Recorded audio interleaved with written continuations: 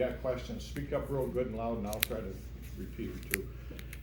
Revelation chapter 13, we're going to be covering verses 10 to 18. Hopefully we'll get all the way through that.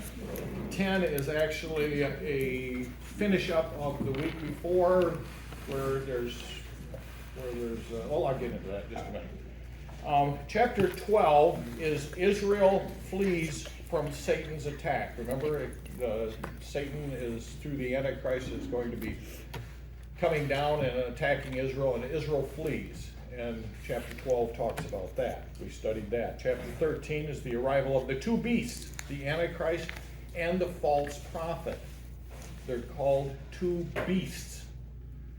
1 through 10 is dealing with the first beast that comes from the sea, and that's the Antichrist.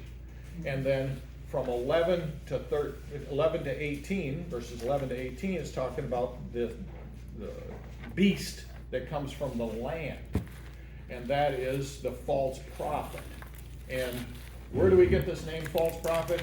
Well, we're going to see it back in chapter 14, where he's going to be named the false prophet. So this guy has two different names. He's called the beast and he's called the false prophet, both in Revelation, as the Antichrist is called the Antichrist and a beast in Revelation, two different things. One is their character, one is who they are. Now, let's read Revelation chapter 13. I hope you have your Bibles with you.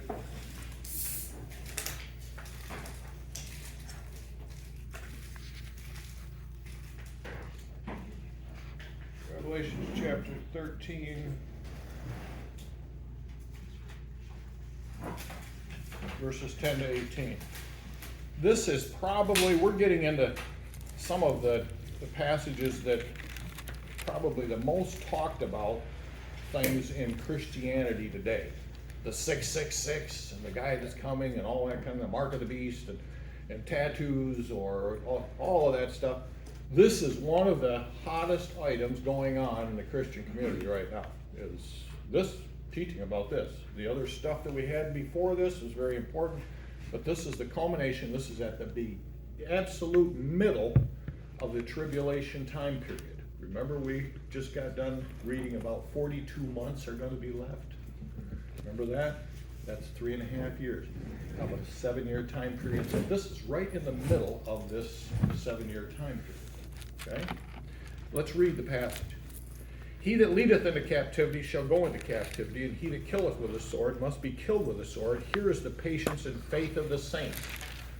So God's going to take care of you if you stay faithful to him. He's telling them then, not us today. This is not to us, but it's to them especially. Okay? It's not saying that God's going to avenge somebody that comes and kills us because of something today. You don't pull verses out of the Bible and try to make them apply to everything. This is talking about the people at that time. Okay? Now let's go on. Verse 11. And I beheld another beast. So this is beast number 2, coming up out of the earth. And he had 2 horns like a lamb. And he spake as a dragon. That should give us a little bit of hint. Who was the dragon in chapter 12? Satan himself, right? He told him he was a 7-headed dragon. So this guy is going to speak like a dragon. He's going to be Satan kind of guy. He's going to speak Satan's words. But he's a lamb. It's interesting. He's got a different characteristic than the other guy. This guy comes in meek and mild, but he says the words of the dragon. Okay? Wolf in sheep's clothing. Pardon me? Wolf in sheep's clothing. Wolf in sheep's clothing, he said. Yeah, that's right. And definitely a wolf. And verse 12. And he exercises all the power of the first beast before him. Remember, the first beast was the Antichrist, and he had all these powers to do miracles and everything. This guy is going to have the powers to do all the things, all the stuff that the first beast did. Okay, so now we got 2 guys doing miracles. Okay, the first beast, Antichrist, and now this guy, who we're going to find out is going to be the false prophet. And I'm going to call him the false prophet, even though it's not said here, but when we get to the chapter where it labels him as false prophet, Just remember, we're talking about the false prophet right here. Okay? He exercises all the power of the first beast before him and causes the earth and them that dwell therein to worship the first beast, whose deadly wound was healed. He's saying, worship him. He's not saying worship me. He's saying worship him. He's pointing towards the first beast, the Antichrist. He's a guy that Satan brings about that points to the other guy, the Antichrist.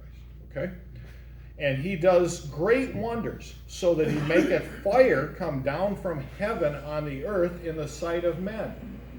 You see that kind of talk of fire coming down from heaven? It should ring something in your head about is there anything in the Bible where fire comes down out of heaven? We're gonna touch on that. Verse 14, and deceiveth them that dwell on the earth by the means of those miracles which he had power to do in the sight of the beast, saying to them that dwell on the earth that they should make an image to the beast which had a wound by a sword and did live. Okay, now we got an image. There's going to be an image. Pretty interesting stuff going on right now. If you guys, I'm not going to tell you yet. It's interesting. And he had power to give. In verse 15, and he had power to give life unto the image of the beast. Makes a statue, and he has power to cause it to come alive. That the image of the beast should both speak and cause that as many that would not worship the image of the beast should be killed. So we're reading what's going to happen to them then, not what is going to happen to us now. Okay, so we need to really remember this stuff. This is prophetic. What's going to happen now? I want to go back to this, what we had talked about before. How God, everything, remember he told Moses, when Moses said, who should I say sent me? Say, the I am has sent you. The I am. Not the I was, not the I will be, but he's the I am. Okay? So Jesus is present, omnipresent. Not just here in China and India and Canada, but he's present in the future. And he's present in the past at all times. Now that's a hard concept for us because we're caught up in this time thing, but God is not. And when he says these are the things that are going to happen, a lot of times we might sit back and we might say, God's going to orchestrate this stuff so that he's going to make an image and he's going to have people worship him and God's going to orient it towards that way and get it that way. No. God is there. Jesus has been there. He's seen this and he's telling us what's going to happen. That's important for us to understand, that when we sit back and we think, well, God is going with us through time, and he's doing things and everything to get his will done over there. He's already present there. When we sit here in this time and we're looking at, like I just blew a tractor motor up on the tractor. God knew that motor was going to blow up before it blew up. He was there and he's seen it blow up before it blew up. Now, if you happen to have a tractor you got sitting around, you want to donate it to somebody, I'd be willing to take them. But that is a hard pill for us to swallow when we're caught up in time. First thing, we're born and they whap us on the butt and tell us to cry, and then stick a bottle in our mouth and they look at the clock and say, well, it gets around to this, and you get another one, and you get this, you get another one. And we're oriented to time, right from birth. And we need to step outside of that and say, God is bigger than that. God is bigger than our time. And he doesn't get there when we get there. He's there before we get there. Okay? That's why when we read this stuff about this image and everything, God isn't promoting and making this kind of happen. God has been there and seen what's going to happen. And he's telling us what's going to happen. Not because he's orchestrating it, but because he's seen it. Does that make sense? Yeah. That is really a tough concept for us. But one of the things that has helped me is looking at Moses, and he said, the I am has sent you. Not the I will be. I'm not the I was. I'm the I am. Everything is am with God. Everything. It's right now. It's present. All time, the I am. Okay? And maybe that'll help you think of that concept too. Verse 16. And he causes all, this false prophet, he causes all, both small and great. That doesn't mean short and tall. That just means rich and poor, free and bond, to receive a mark in their right hand or in their forehead, and that no man might sell or buy or sell save he that has the mark or the name of the beast or the number of his name. Now he ends with a riddle. Here is wisdom. Let him that hath understanding count the number of the beast. So the number of the beast is something that can be counted. For it is the number of a man, and his number is 600, 60. A score is 20. So 60 is 6. So it's 666. We're familiar with that, okay? When you see that in the King James and it says score is 20, so that's where the 666 comes from. Okay, let's go to verse 10. In your paper, you've got under G. He that leadeth in captivity will go into captivity. He that killeth with the sword be killed with the sword. And here's the patience and faith of the saints. There is, the saints then will need patience and faith.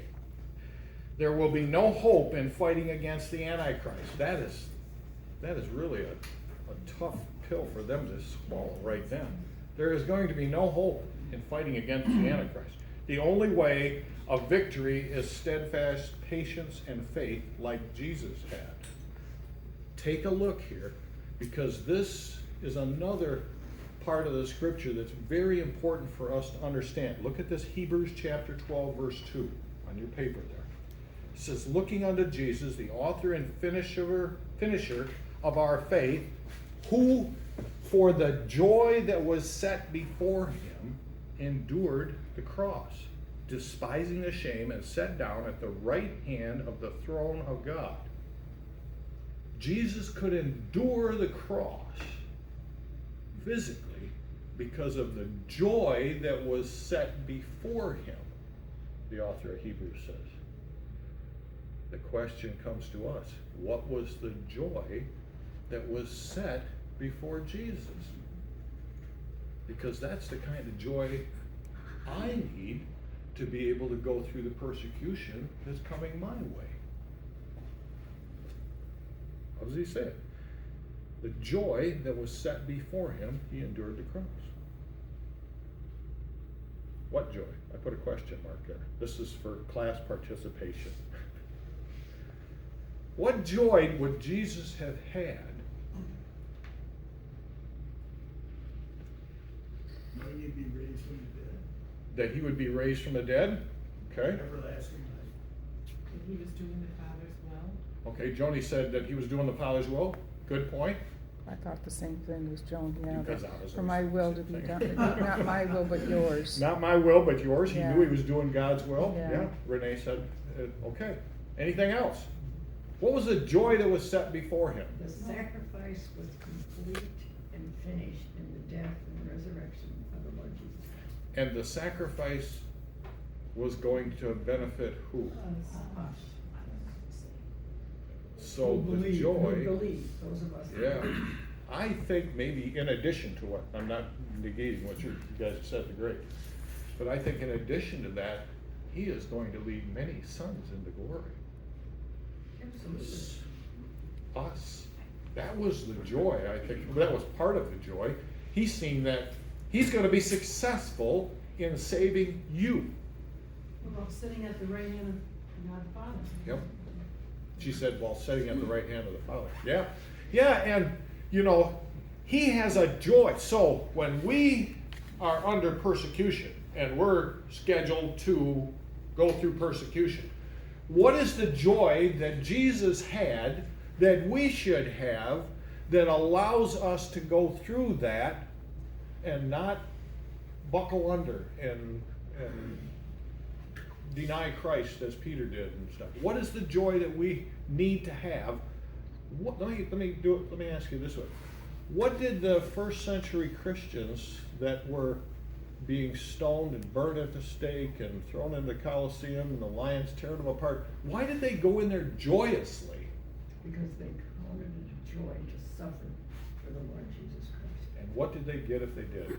Rewards. Rewards, right? Yeah. And they said, I'm purchasing for myself a greater resurrection. We need to have that as our frontal lobe, that Jesus was looking for his rewards that were going to come by his death on the cross, and you are that. And he has promised to give us rewards for our suffering for him.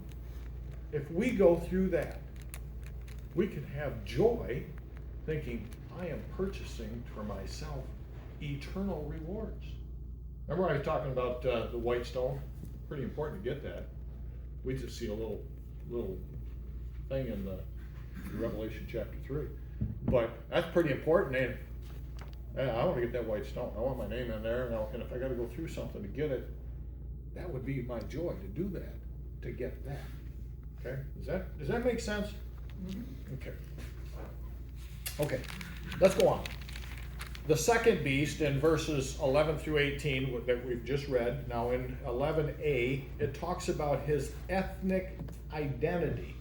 And it says, behold, the first beast cometh up out of the earth. The other one came from the sea. And remember, we went into Revelation where it talks about the sea is a picture of the Gentile nations. The sea. Now, there's no 100% cure or for sure thing, but they point to that and say, this guy is coming from the land. Perhaps he's going to be Jewish. He's not Gentile. The other one will be a Gentile, the Antichrist. But perhaps because he comes, and don't run too far with this and say Clyde says he's going to be Jewish, but it seems to fit the pattern. Let's put it that way. Because one's coming out of the sea, which is declared to be the Gentile nations, and that's the Antichrist. This one comes out of the land, the earth, which would tend to make it's got to be opposite from the Gentiles because it's on the land, so perhaps he's Jewish. Who do we know that was a Jewish guy that was a traitor to Christ? Judas. Yeah. I remember a couple weeks ago I said, son of perdition, two sons of perdition, maybe this one is a resurrected Jewish guy, I don't know. It's something you can think about. Because he's out of the earth, some have suggested that he might be Jewish. His mannerisms are like a lamb. He's mild, gentle, and very deceptive. Second beast from the earth, a worldwide religious beast. It's believed that he will be the Pope. And I'll probably get dinged on YouTube for saying that. But many believe that this is the Pope. This is a picture of the Pope that gives his allegiance to the Antichrist. Okay? How many have ever heard that before? I think there's some real strong Bible reasons why we can say that. Let's go on. He is also called the false prophet in Revelations 19, verse 20. That's where I told you that this same guy is labeled a different label. He's labeled a beast here. He's labeled a false prophet. In order to be a false prophet, he would have to be political or religious? What? He had to be religious, yeah. And what happens when the Pope, and you guys are going to have to help me with this, that we're in there, when he speaks, what's that term that they use when he speaks, and that means it came right from God? He speaks, can't remember what that term is, but the Catholic Church uses, but when he speaks, when he's sitting on the thing and he, you know, the Vatican III or something, he gave the thing. I can't remember what that term is, you remember, I know. Joan? Like he says is the law. Pardon me? It's like what he says Is the law. He said, it's like what he says is the law, huh? Invaluable. Yeah, he's infallible, yeah, Infallible. and he's speaking, and so he would fit this pattern. He's an antichrist. His words are like the dragons. He's called, his words are like the dragon's words. He's a lamb that uses hateful, demonic, devilish language. He typifies the second part of the unholy trinity. Antichrist is the Son, the false prophet is the Holy Spirit, and Satan, the dragon, is the Father. Like, Satan has his own unholy trinity. He creates his trinity, just like God. Well, not, let me take that back. In trying to emulate God. Let's put it that way. It's not just like God, because all three of the Godheads are one God. Gary? I was thinking, we know now that the Pope at the Second World War, he was in cahoots with the Nazis. Yeah. He's talking about during the Second World War, the Pope at that time was right in there with the Nazis. That's very true. Let's go to C. Number 12. It says that he exercises all the power of the first beast before him and causes the earth and them which dwell therein to worship the first beast whose deadly wound was healed. Remember where we came up with that deadly wound was healed? And he has an eye that he can't see out of it. He has a withered up arm. Remember from Zechariah? Talked about that. Well, he also receives a deadly wound that's healed. He gives us a little bit more description of it. He says he's going to point to the one that has a deadly wound that's healed. What if I had to put myself into this scenario of what's happening at that time? This guy comes on the scene with a lot of answers to the problems of the world, the Antichrist. And he receives some deadly wound. Somebody kills him. It couldn't be deadly unless he's dead, right? And his second-hand man is a false prophet that has power, we're going to see, to give life to an image.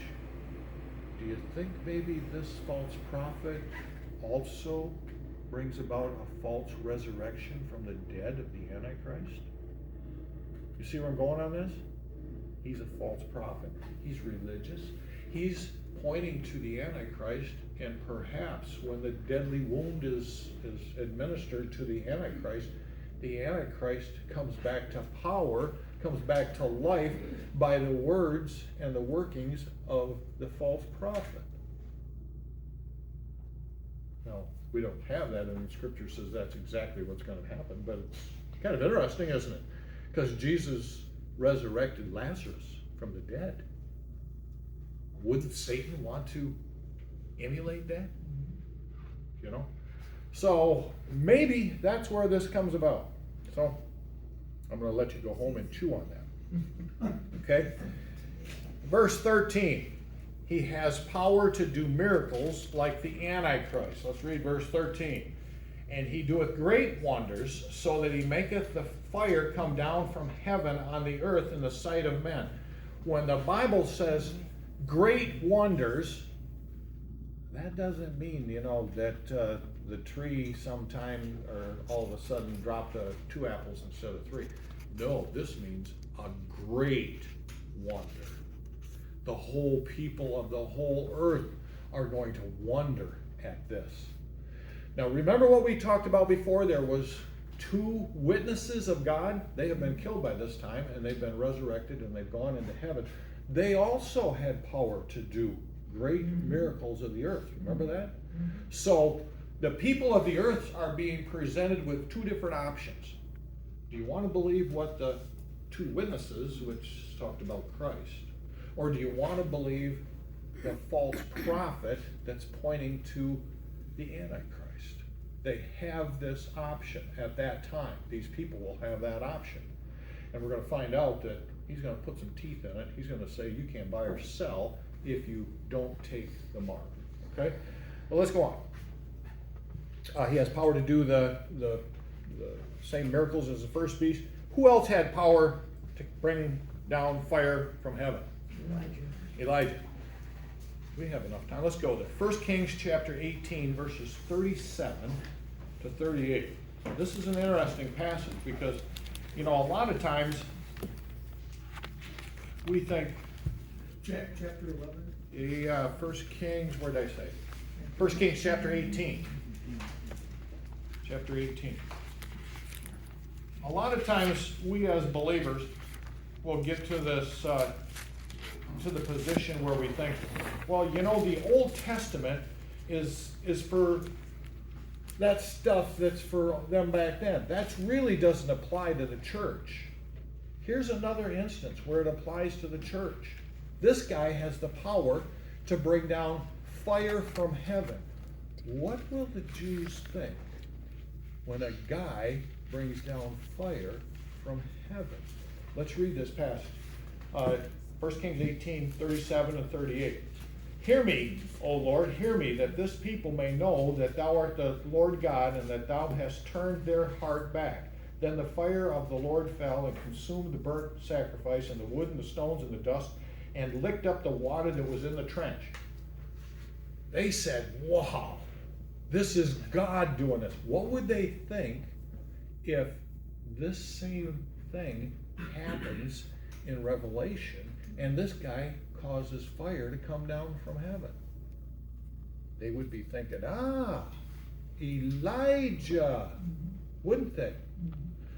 And in Malachi chapter 4, verse 5 and 6, take a look there, because this all ties together.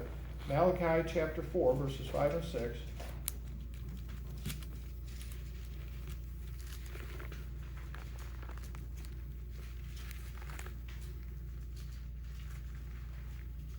Okay, Malachi's telling the Jews here. Remember Malachi chapter 4. That's the last book in the Old Testament. Now remember, they're thinking fire's coming down from heaven, just like Elijah did it. What are the Jews going to be looking for? Chapter 4, verses 5 and 6. Behold, I will send you, verse 5, I will send you Elijah the prophet before the coming and the great dreadful day of the Lord. Aha! What would they think?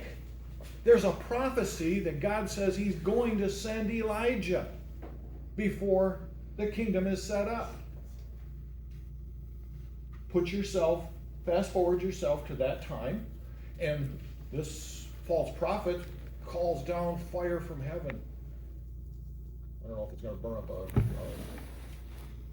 sacrifice or whatever, but he calls down fire. And the Jews immediately say, this must be Elijah, because Malachi said he's going to send Elijah before the great and dreadful day of the Lord. And Elijah is the one that cast down the fire back in 1 Kings when it burned up the sacrifice. You see how this fits together? It's a deception that they are going to fall headlong into, because, hey, this must be the right guy. He's causing fire to come down from heaven. Just like Elijah, and we're told that Elijah's going to come before the great and dreadful day of the Lord. So, this must be Elijah, this false prophet. They're going to haul him up and say, he's Elijah. What does Elijah, this false prophet, what does this Elijah, this false Elijah, what does he say? Give credence to the new Messiah. The new Messiah, the Antichrist. See how the puzzle pieces fit? When we go to the Old Testament, a lot of times we say, hey, wait a minute, I see, yeah, well, this makes sense.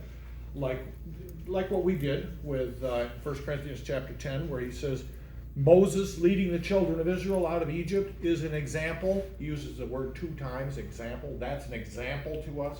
That's an example. Blood around the door, it's an example to you. Going across the Red Sea, it's an example to you. All of these things are examples to us. And when we go to the Old Testament, we can have a clearer picture of what God's planning in our future, because he's using the same guy that's gonna call down fire as Elijah did. Think of what the Jews would be thinking, because they're well versed in the Old Testament. They don't believe the New Testament, but they're gonna say, fire from heaven. And we know that Elijah's coming. This must be Elijah. Okay? Interesting passages. Okay, let's go to 14. Back there in Revelation chapter 14. Or what am I saying? Revelations chapter 13, verse 14.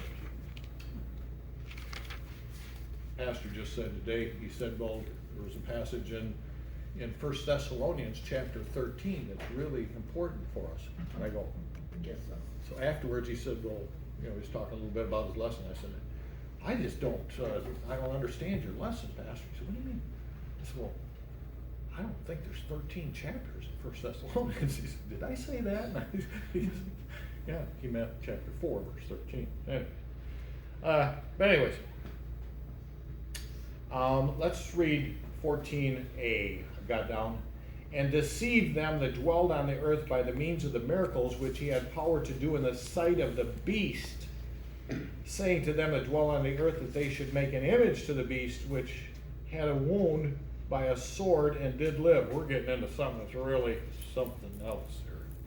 I'm going to tell you. We're headed down.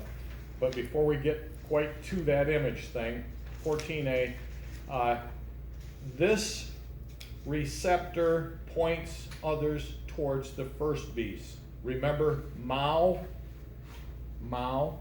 in China, who killed 45 million people? He had a Zhou Enlai as his second-hand man that pointed to him as the leader that we should follow. Hitler had Joseph Goebbels, and they murdered 19 million people. And Goebbels said, look to Hitler, look to Hitler. Stalin had Boris, or Bazanov? How do you pronounce that, Mike? Bazanov? Boris? Guys familiar with him? Anyway, he's the guy, he's the second-hand man. You probably heard his name.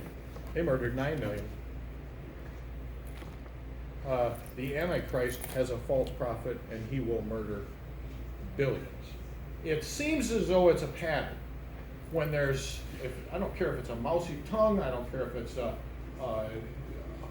Chiang Kai-shek, or if it's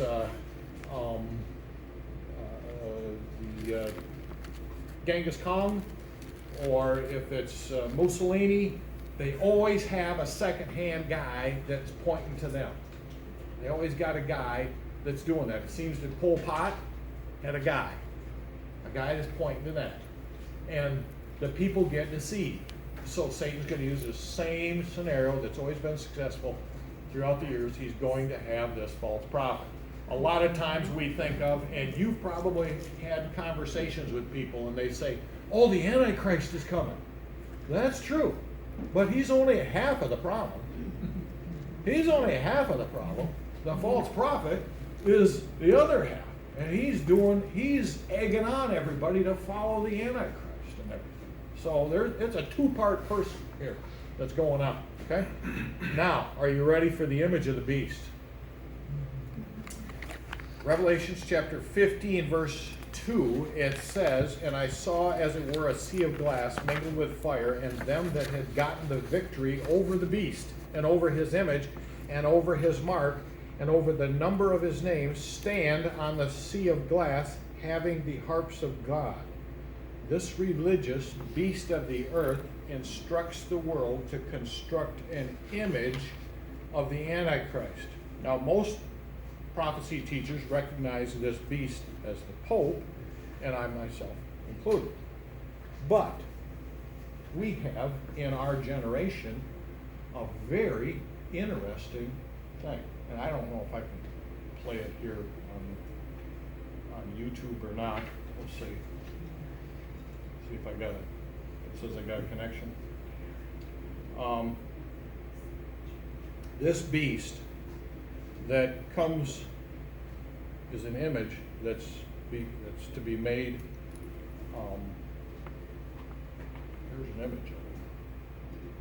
They've already created it. Where's that at? It's in It's good. Berlin, or not Berlin, Ireland, Dublin, Ireland. 65 foot tall. Image of a beast with movable arms, movable head.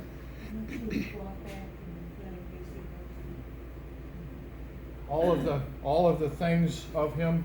Let's see if I can get it played.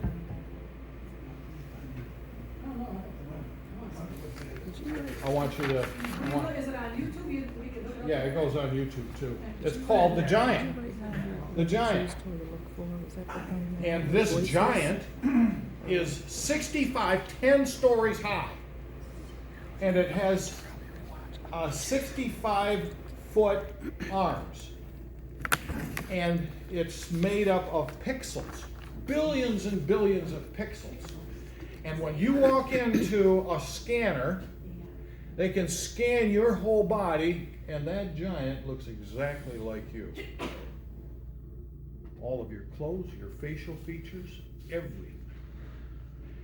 All controlled by AI. This beast that, and by the way, I've got it in here. This shows a guy, he's going in for taking a selfie. You go into this place, and they take a selfie, and it comes down, and it goes back up, and then the giant turns into him.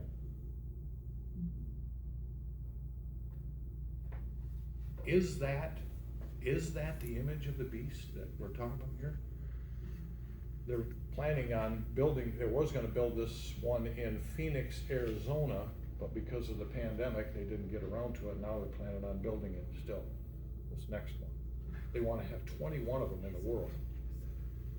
And one of the places that, if this is the image of the beast that we're reading about, if this is the image, then there's going to be one on the Temple Mount in Jerusalem. Interesting. This is very,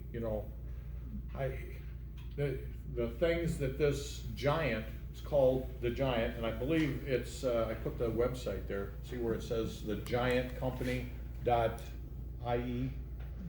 Go to your internet, you can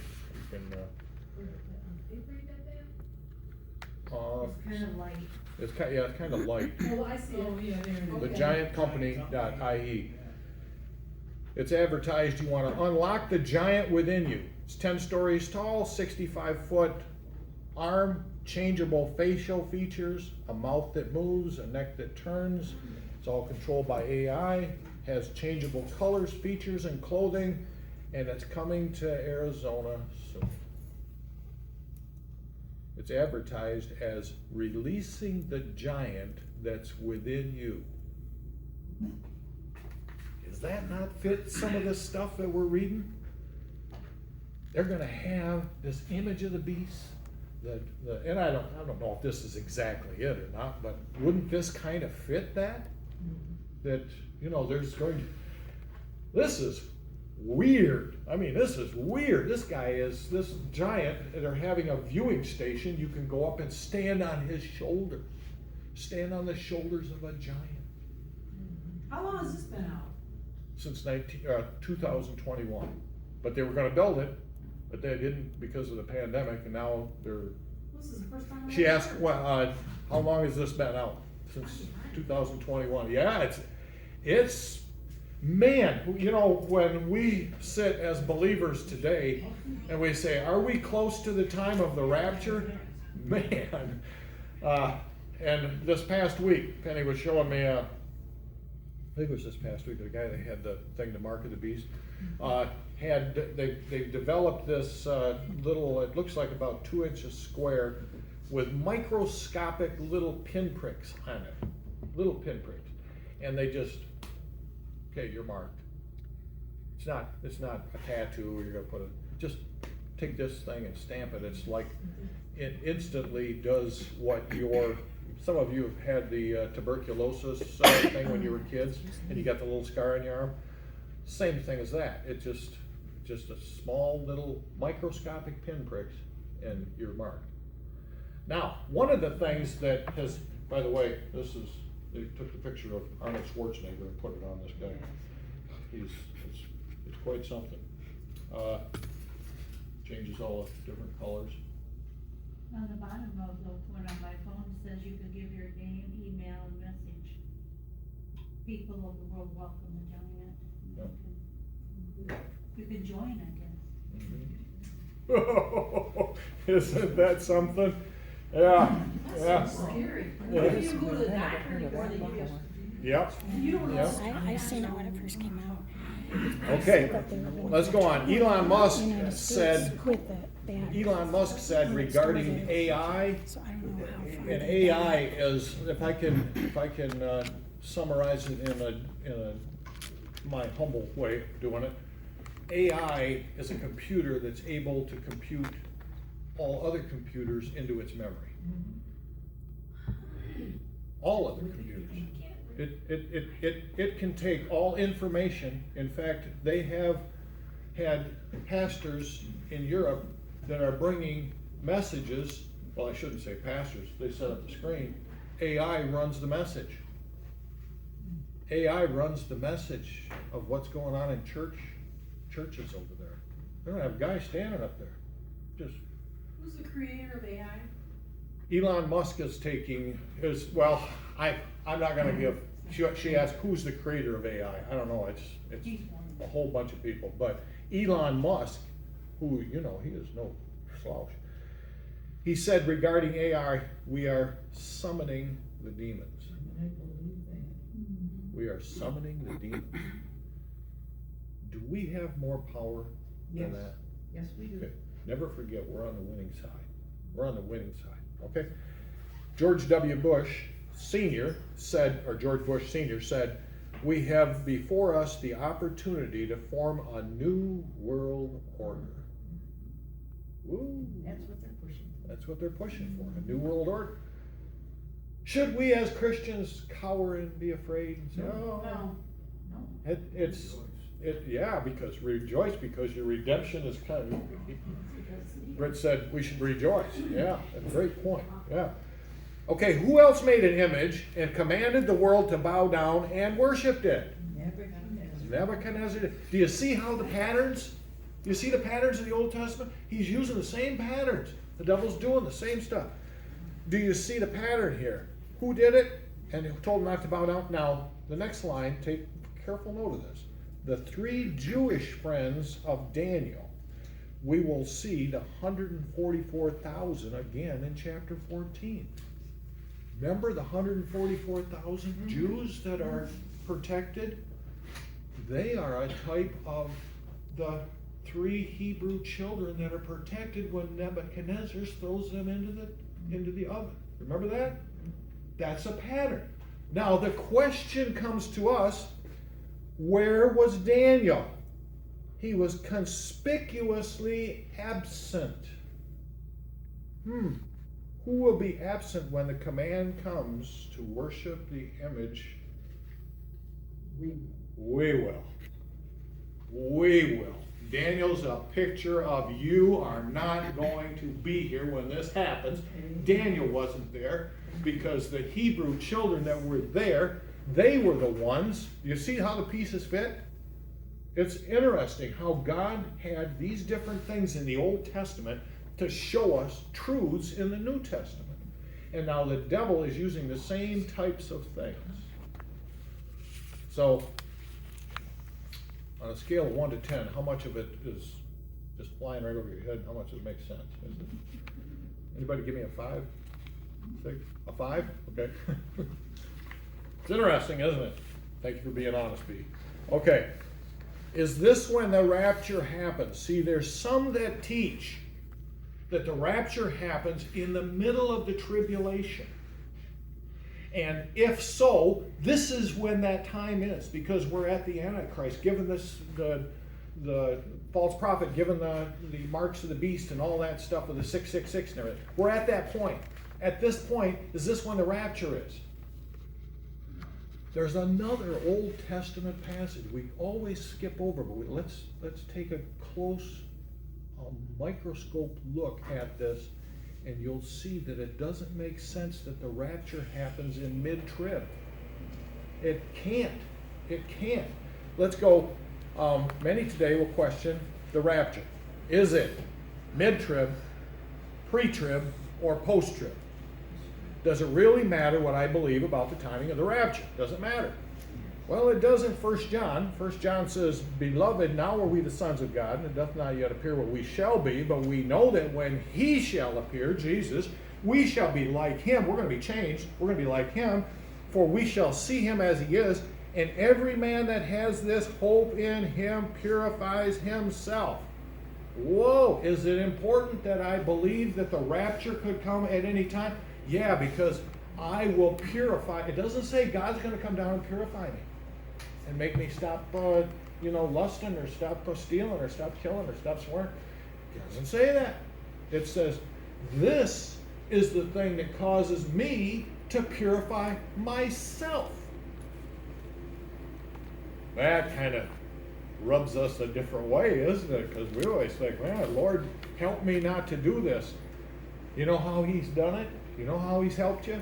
He's told you that the rapture's coming. And that rapture, and the focus on that rapture will cause you not to do that. You say, oh, man. All this time I was hoping that God took the drink away from me.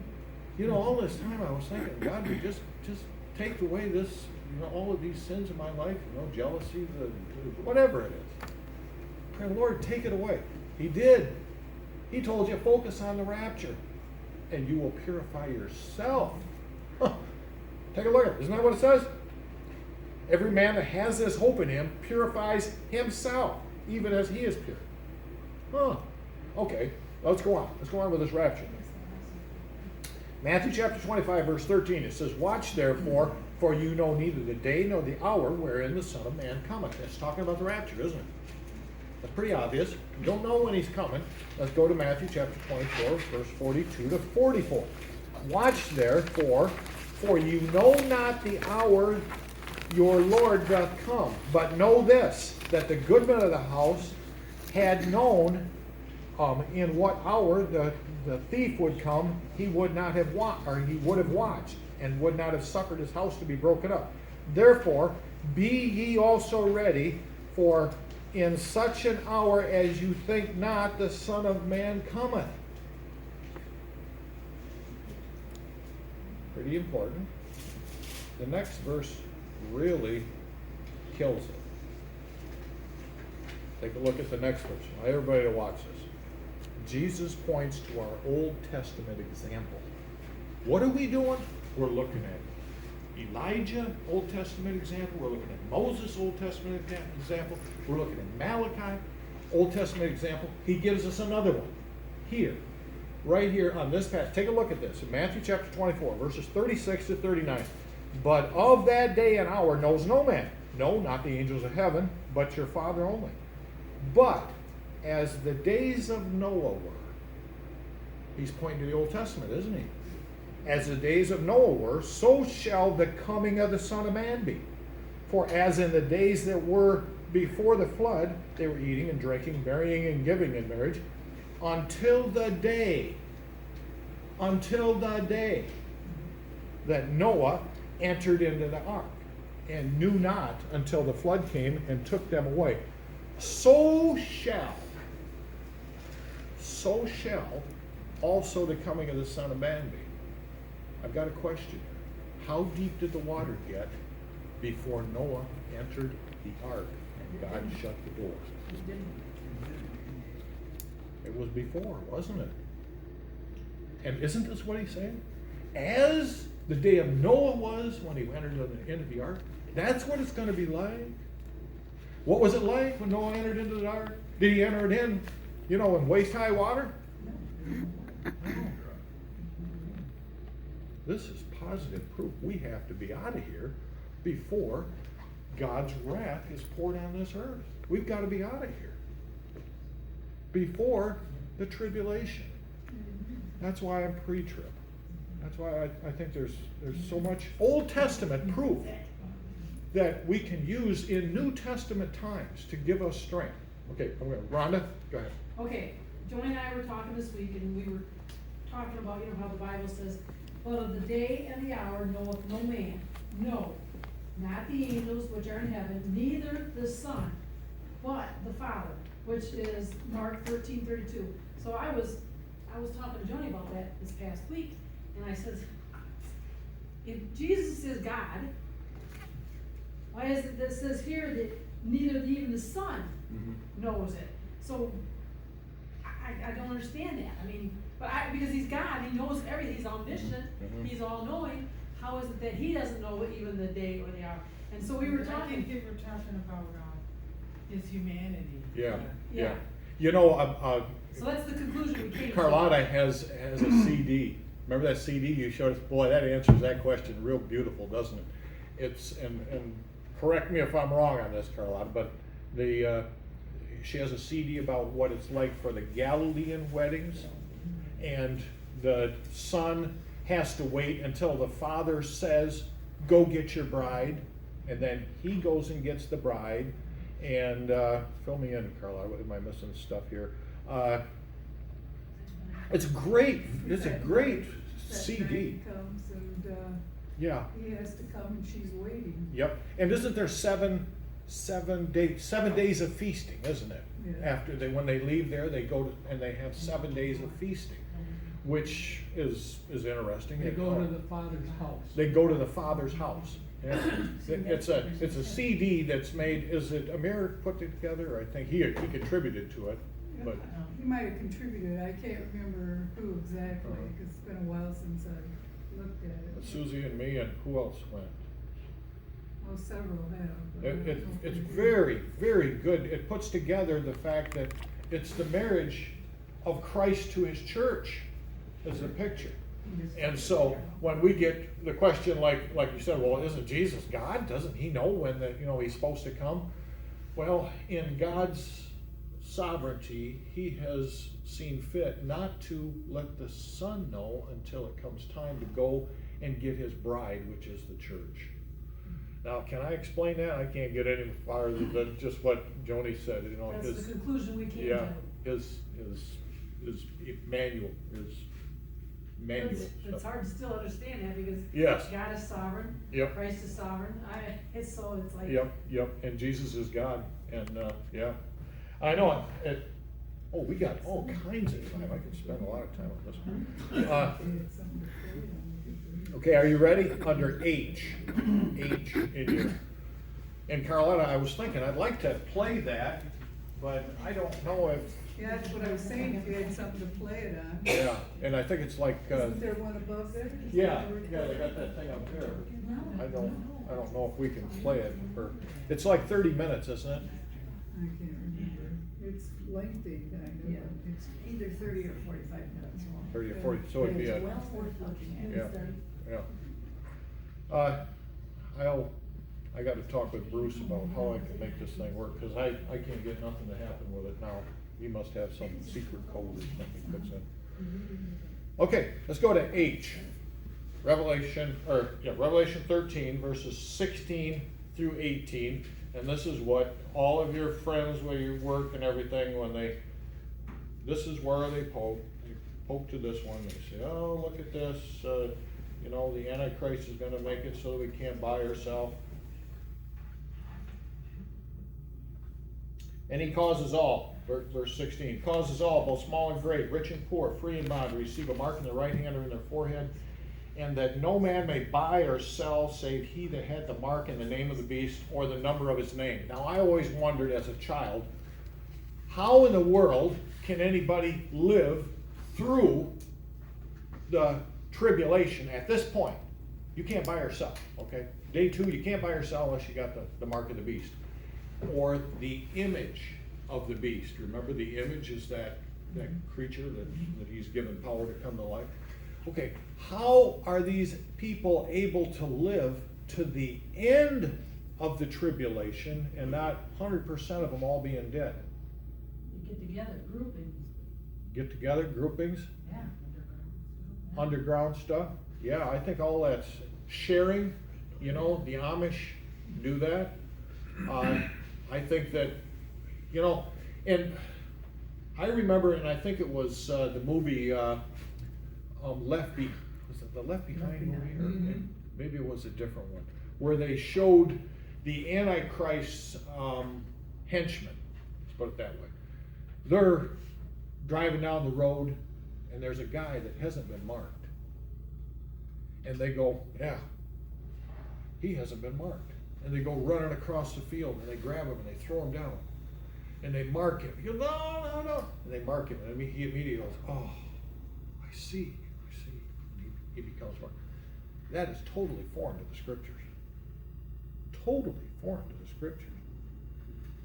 These people willingly take the mark.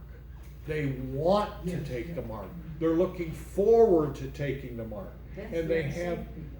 pardon me? That's the unsafe people. That's the unsafe people, yeah. And they will not be forced to take the mark, but they make their choice to follow the Antichrist and follow Satan at that time. They make that choice. And how do I know that there's not a forced thing going on?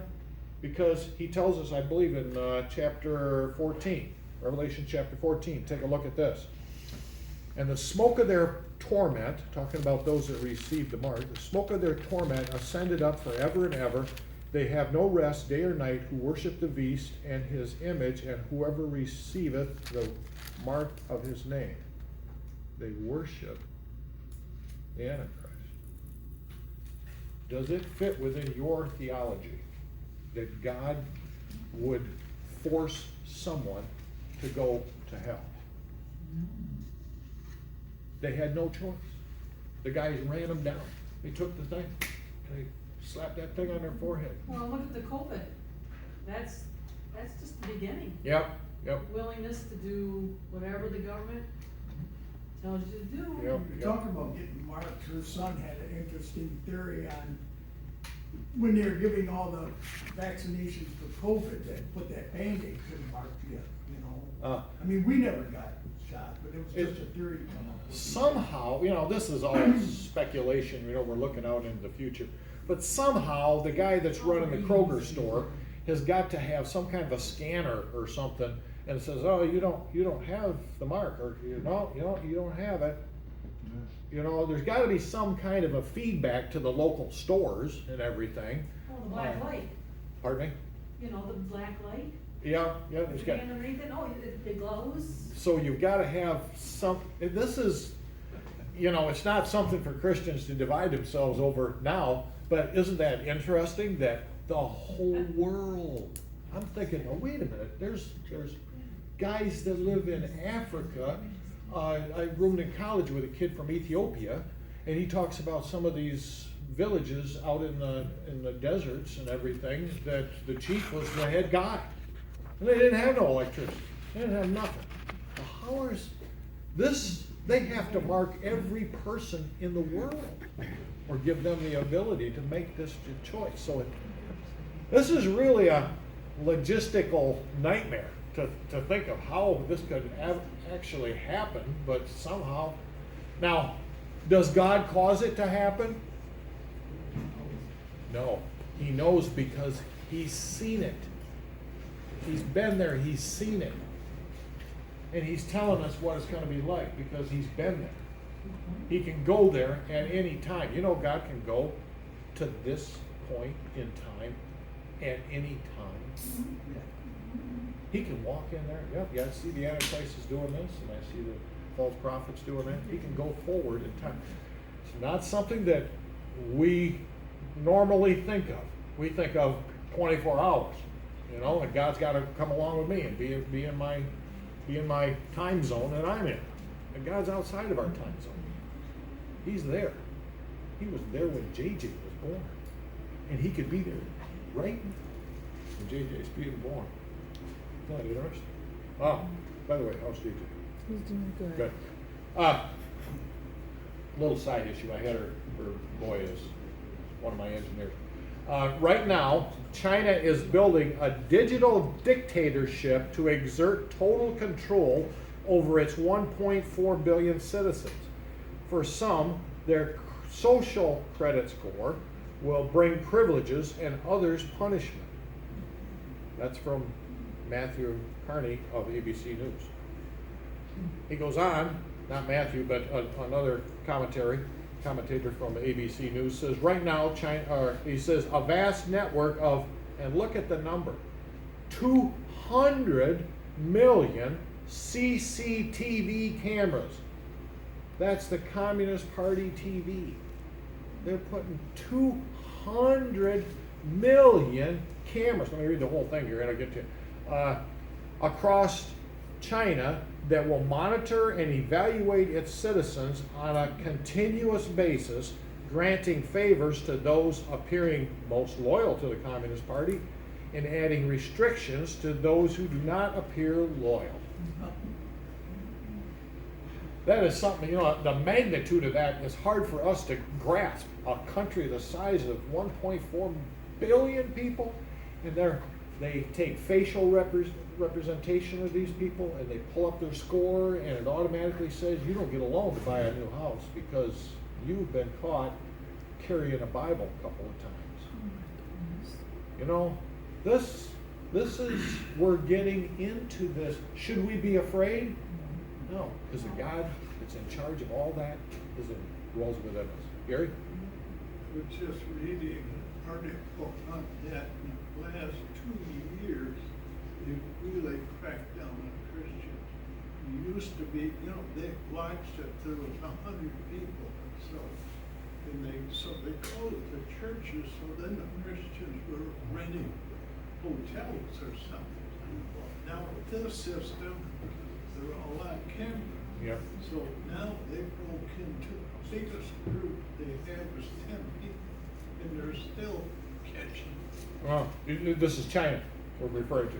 Okay, Gary's just brought up about a good point about China, that they've legislated things to the point you can't have over 10 people, and they're still growing.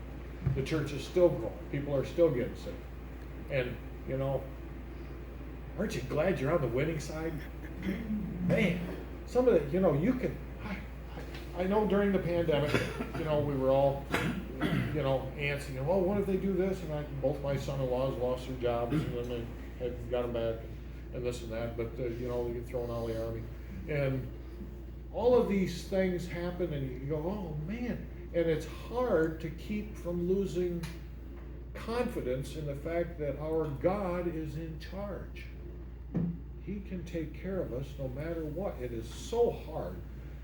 We can sit here today, we're well fed, Margie's taking care of that, and we're a nice building and everything, but when the real persecution comes, it's hard. It's hard. It's gonna be hard. So what did Jesus do?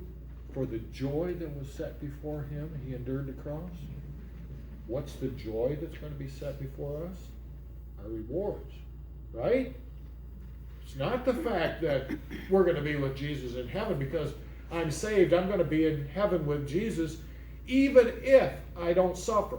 Even if I take that little pinch of incense and I throw it over there and I say, yeah, honor Zeus with that, and I walk out and I'm still a Christian, but now I've lost my reward. And Jesus had the reward, and he was glad to go to the cross because of the reward he was going to get, and that's you. The reward is you. Isn't that interesting? Okay. Junior had his first. Yeah, I have something. When you said that God goes into time, which I believe he not only saw it, he he planned it, caused it to be that way. He just didn't see it. I think he just kind of said it a little wrong. Because God doesn't see what's in the future. He already planned it and he knows. It's such a deep concept, isn't it? Yeah, Like how do we get a grasp on that? Because we're time creatures. Yeah. Gary, go ahead. This morning on TV, Dr. Youssef just had a revival service in Dublin, Ireland, and I was very surprised. It was mostly young people, there wasn't very few, but Uh-huh. way it, Uh-huh. it was 30 and below. And the neat thing was when, like Billy Graham was in London back in the old days, and they saw it's all like motion, justice, I am. You stepped in heaven to see it. He just said, if you want to accept Jesus Christ, come forward, because the Bible says, if you are ashamed of him, he'll be ashamed of you. Uh-huh, uh-huh. And numerous Uh-huh. young people came forward. Yeah, that verse he just quoted, that's an interesting verse. If we deny him, he'll deny us. The very next verse, he says, if we deny, he cannot deny himself. That's important. See, what will he be denying me? Rewards. Can he deny my salvation? No, because the Bible clearly teaches he cannot deny himself. And you are indwelt by the Spirit of Christ. So he can't deny you salvation, but he can deny you rewards. That's it. Now, Gary was just bringing up Dublin. I think that's where, Dublin, Ireland, I think that's where the giant is at, out of Dublin, yeah. There's a lot of Irish people over there that I think they've been making some crazy decisions, making this giant and everything. But anyways, let's go on. Verse 17, and that no man might buy or sell save he that had the mark or the name of the beast or the number of his name. So when somebody tells you, well, you got to get the 666, well, it's not just that. It's or his name or the image of the beast. So there's three different things there. He says the word or. That's interesting. It's not just 666. It's three different things. You're aligning yourself with the Antichrist, with the 666, or with his image. Having, I don't know what that's, how we would take the image of the beast, but we could have the image of the beast, or we could have the number of his name. We could have all three, or the Antichrist name.